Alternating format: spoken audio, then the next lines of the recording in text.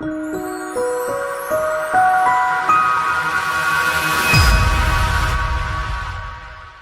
National Lampoon's movie Vacation, starring Chevy Chase with Christy Brinkley, there's a particular scene where Christy Brinkley is in the swimming pool and she's beckoning Chevy Chase to join her. And Chevy Chase is standing there tormented about what to do, and he's standing there saying, "This is crazy, this is crazy, this is crazy," and then he jumps in anyway and he is immediately caught. He knew better, but he did it anyway. We all have moments like this when we say, "This is crazy, this is crazy, this is crazy. I shouldn't be here, I shouldn't do that, I shouldn't buy this, I shouldn't sign that, this won't work, I'll never get away with it, this will ruin my entire life, and this is a very bad idea." And then we do it anyway.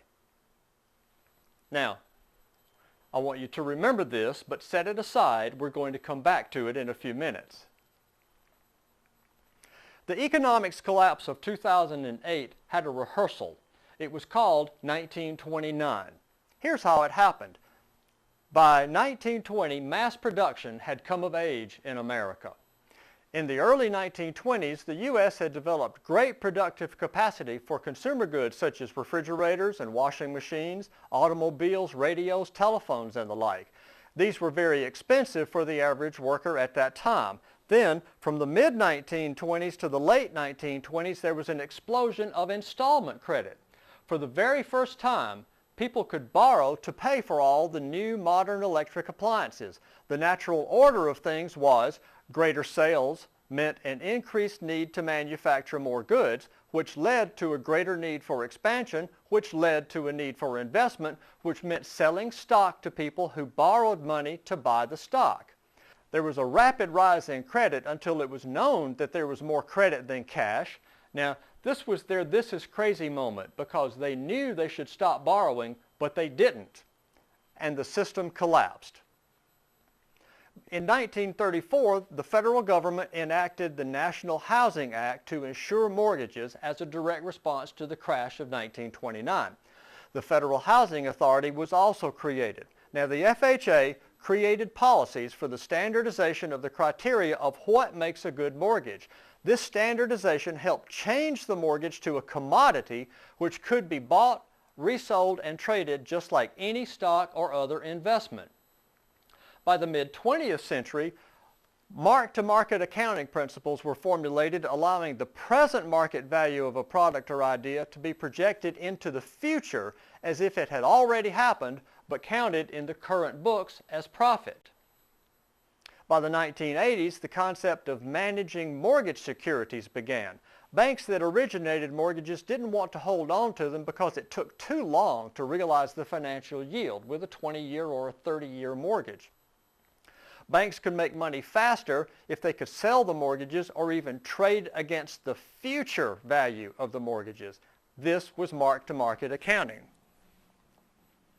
By the 1990s, banking regulations were changed to allow the debt that is owned by a bank, such as credit cards and home mortgages, to be counted as cash on hand. This allowed banks, and still allows banks, to encourage and create more debt. In the mid-90s, mark-to-market accounting principles were applied to all types of debt. By 2005, a home building boom was officially recognized. Home prices rose quickly and an unrecognized bubble started. From 2005 to 2007, the bubble inflated.